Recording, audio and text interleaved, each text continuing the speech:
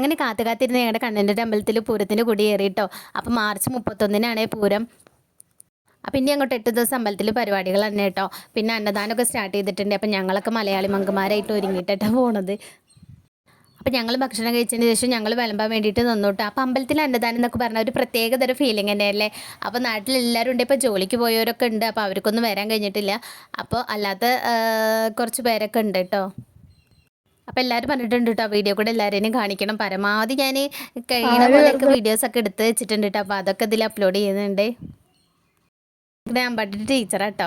അപ്പോൾ എല്ലാവരും പരമാവധി കഴിയുന്ന പോലെയൊക്കെ എല്ലാവരും വീഡിയോ എടുത്തിട്ടുണ്ട്. അപ്പോൾ നമ്മുടെ നാട്ടിലെ ഏട്ടന്മാരും എല്ലാവരും ഉണ്ട് കേട്ടോ.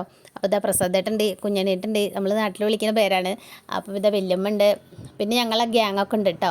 അപ്പോൾ ഞങ്ങളെല്ലാവരും ഫുഡ് കഴിച്ചിട്ട് വേഗം തിരിച്ചിട്ട് പോയി. കാരണം ഞങ്ങളുടെ പരിപാടി അടുക്കാറായല്ലോ. അപ്പോൾ അതിൻ്റെ കുറേ ഒരുക്കങ്ങളൊക്കെ ഉണ്ടായിരുന്നു. അപ്പോൾ അതിൻ്റെ പണികളൊക്കെ ഞങ്ങളിതാ വന്നിട്ട് ചെയ്തുകൊണ്ടിരിക്കുക കേട്ടോ. അപ്പോൾ ഞങ്ങളെല്ലാ ടീമുണ്ട്, എല്ലാവരും ഇല്ല, കുറച്ച് വരാൻ പറ്റാത്തവരുണ്ട് കേട്ടോ. അപ്പോൾ അതിൻ്റെ ഒരുക്കങ്ങളൊക്കെയാണ് ഇവിടെ നടന്നുകൊണ്ടിരിക്കുന്നത്.